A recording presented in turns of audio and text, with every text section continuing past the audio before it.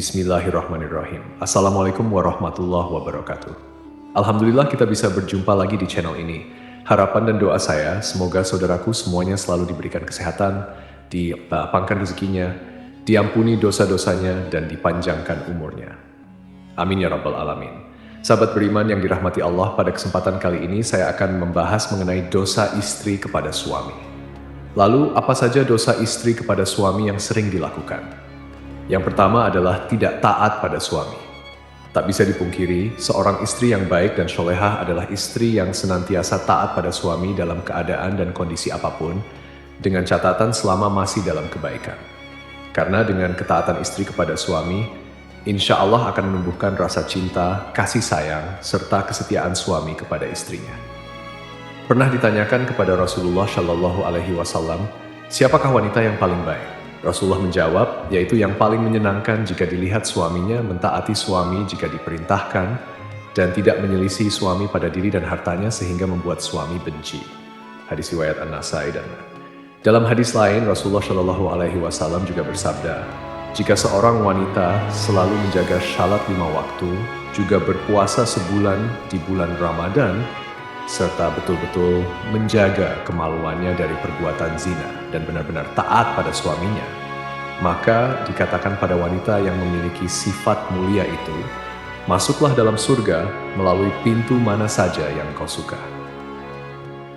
Dari dua hadis tersebut, kita bisa tahu bahwa seorang istri yang taat pada suami adalah salah satu ciri wanita mulia. Dan bagi wanita seperti itu, maka Allah Subhanahu wa Ta'ala sudah menjanjikan surga bagi mereka. Namun, yang terjadi sekarang adalah banyak para wanita yang kurang paham dan terkesan menyepelekan arti pentingnya patuh terhadap suami, apalagi didukung dengan maraknya media sosial yang kurang bisa dimanfaatkan dengan baik di zaman sekarang ini. Pesan kepada para istri, mulailah untuk patuh kepada suami, mengikuti perintahnya yang baik, dan tidak menyepelekan suami.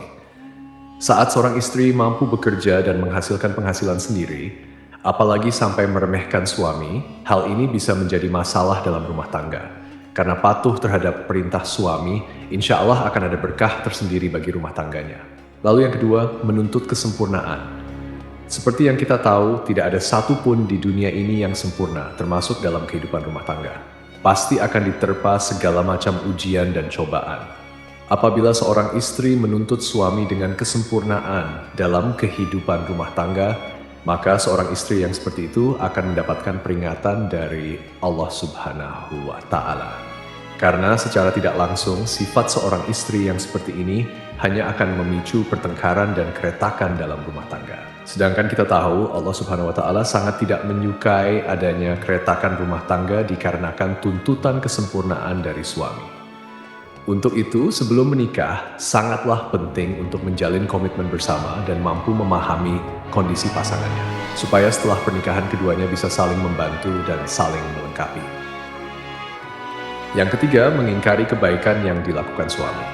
Terkadang, apabila seorang suami sudah berusaha melakukan kebaikan kepada istrinya, tetapi kebaikan tersebut tidak sesuai dengan apa yang diinginkan oleh seorang istri, maka tak jarang seorang istri akan mengatakan bahwa tidak ada sedikit pun kebaikan yang bisa dilihat dari suaminya. Dan ketika seorang istri mengingkari kebaikan yang dilakukan oleh suami terhadapnya, maka seorang istri tersebut bisa dikatakan kufur atas nikmat yang diberikan Allah melalui suaminya. Rasulullah Shallallahu Alaihi Wasallam pernah bersabda, dan aku melihat neraka. Aku belum pernah sama sekali melihat pemandangan seperti hari ini. Dan aku lihat ternyata mayoritas penghuninya adalah para wanita. Mereka bertanya, kenapa para wanita menjadi mayoritas penghuni neraka, ya Rasulullah? Beliau menjawab, disebabkan kekufuran mereka. Ada yang bertanya kepada beliau, apakah para wanita itu kufur kepada Allah? Beliau menjawab, tidak. Melainkan mereka kufur kepada suami dan mengkufuri kebaikan suami. Seandainya engkau berbuat baik kepada salah seorang istri kalian pada suatu waktu, kemudian suatu saat ia melihat darimu ada sesuatu yang tidak berkenan di hatinya, niscaya ia akan berkata, aku sama sekali belum pernah melihat kebaikan darimu. Hadits riwayat Bukhari dan Muslim. Dari hadits tersebut sudah jelas dikatakan bahwa mengingkari kebaikan yang dilakukan suami kepada istri sama halnya dengan menyeret diri dalam siksa api neraka. Untuk itu, saran bagi para seorang istri, meski sekecil apapun kebaikan yang dilakukan oleh suami, Hargailah dan jangan sungkan untuk mengucapkan terima kasih kepada suami yang telah berusaha sekuat tenaganya untuk menyenangkan istri dan keluarganya. Keempat, tidak suka pada keluarga suami. Pernikahan tidak hanya bertujuan menyatukan dua manusia saja, akan tetapi pernikahan juga bertujuan menyatukan dua keluarga. Dan yang terjadi dalam masyarakat kita sekarang ini adalah ketika seorang istri sudah menikah, maka perhatiannya harus dicurahkan semua kepada suaminya. Sedangkan jika suami memperhatikan orang tuanya sedikit saja dan istri tahu akan hal tersebut, maka yang terjadi adalah kecemburuan sosial. Karena sifat dari wanita umumnya adalah tidak mau tersaingi dalam hal mendapatkan perhatian suami, lalu yang terjadi adalah seorang istri akan berupaya untuk menjauhkan suami dari keluarga. Jika ini yang terjadi, maka seorang istri sudah berdosa besar kepada suaminya. Saya berharap bagi wanita yang sudah menjadi istri, hendaknya juga menyambung silaturahmi yang baik dengan keluarga suami supaya tercipta keharmonisan dalam kedua keluarga. Kelima, mengungkit-ungkit kebaikan istri pada suami. Tak sedikit istri yang sering mengungkit-ungkit kebaikan atau bahkan derajat dirinya di hadapan suami. Hal ini bisa terjadi karena seorang istri menganggap sudah bisa menghidupi dirinya sendiri meski tanpa diberikan nafkah oleh suami. Sehingga yang terjadi adalah merendahkan kedudukan suami di mata istri. Dalam hal ini bisa memicu pertengkaran dalam rumah tangga, lalu yang terjadi adalah seorang istri akan mengungkit-ungkit kebaikan yang dilakukannya terhadap suami, tanpa menyadari bahwasanya hal yang dilakukan tersebut merupakan suatu dosa yang amat besar di hadapan Allah Subhanahu wa Ta'ala. Bahkan Rasulullah Shallallahu Alaihi Wasallam pernah bersabda, ada 3 kelompok manusia di mana Allah tidak akan berbicara dan tak akan memandang mereka pada hari kiamat, dan tidak akan menyucikan mereka, dan untuk mereka azab yang pedih. Sahabat bertanya, siapakah mereka yang rugi itu, wahai Rasulullah? Beliau menjawab, orang yang menjulurkan kain sarungnya ke bawah mata kaki atau isbal, orang yang suka mengungkit-ungkit kebaikannya, dan orang yang suka bersumpah palsu ketika menjual. Untuk itu, saran kepada para istri, hindari sebisa mungkin untuk mengungkit-ungkit kebaikan kepada suami, apalagi hal tersebut bisa merendahkan kedudukan suami dalam rumah tangga. Apabila seorang istri tidak melakukan hal tersebut, maka insya Allah tercipta keluarga yang sakinah, mawadah, warahmah yang diridhoi Allah Subhanahu wa Ta'ala. Bahkan Rasulullah Shallallahu Alaihi Wasallam pernah bersabda, ada 3 kelompok manusia di mana Allah tidak akan berbicara dan tak akan memandang mereka pada hari kiamat, dan tidak akan menyucikan mereka, dan untuk mereka azab yang pedih. Sahabat bertanya, siapakah mereka yang rugi itu, wahai Rasulullah? Beliau menjawab, orang yang menjulurkan kain sarungnya ke bawah mata kaki atau isbal, orang yang suka mengungkit-ungkit kebaikannya, dan orang yang suka bersumpah palsu ketika menjual. Untuk itu, saran kepada para istri, hindari sebisa mungkin untuk mengungkit-ungkit kebaikan kepada suami. Apalagi hal tersebut bisa merendahkan kedudukan suami dalam rumah tangga. Apabila seorang istri tidak melakukan hal tersebut, maka insya Allah tercipta keluarga yang sakinah, mawadah, warahmah yang diridhoi Allah Subhanahu wa Ta'ala. Yang keenam, cemburu yang berlebihan dalam rumah tangga. Rasa cemburu terkadang dibutuhkan sebagai bumbu untuk meningkatkan keharmonisan dalam keluarga, akan tetapi dalam batas yang wajar.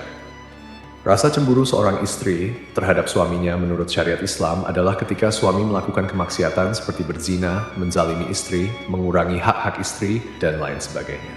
Akan tetapi, cemburu seorang istri akan menjadi bentuk kedurhakaan terhadap suami, manakala cemburu tersebut tidak memiliki dasar yang jelas berupa bukti atau kebenaran.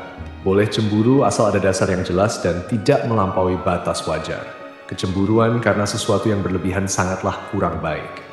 Untuk itu, bagi para istri, kendalikan rasa cemburu yang hanya berdasar pada pemikiran ataupun tanpa bukti kebenaran yang jelas supaya tidak menimbulkan keretakan dalam rumah tangga.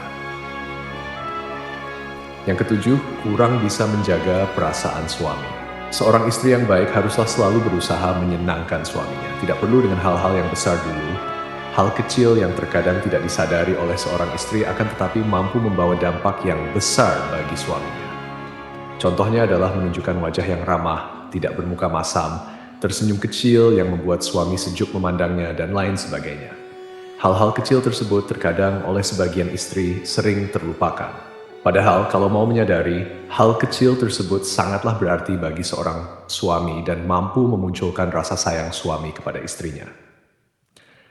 Selain itu, ada hal lain yang tak kalah pentingnya, yakni selalu menjaga perbuatan dan ucapannya supaya tidak menyakiti hati suami. Misalnya adalah mencaci, berkata yang kasar, sering memojokkan suami sehingga terlihat salah di mata istri, suka mengkritik perbuatan baik yang dilakukan suami, dan lain sebagainya. Dari Mu'adz bin Jabal radhiyallahu anhu, Rasulullah shallallahu alaihi wasallam pernah bersabda, "Jika seorang istri menyakiti suaminya di dunia, maka calon istrinya di akhirat dari kalangan bidadari akan berkata, 'Janganlah engkau menyakitinya. Semoga Allah mencelakakanmu, sebab ia hanya sementara berkumpul denganmu. Sebentar lagi ia akan berpisah dan akan kembali kepada kami.'" Gitu aja.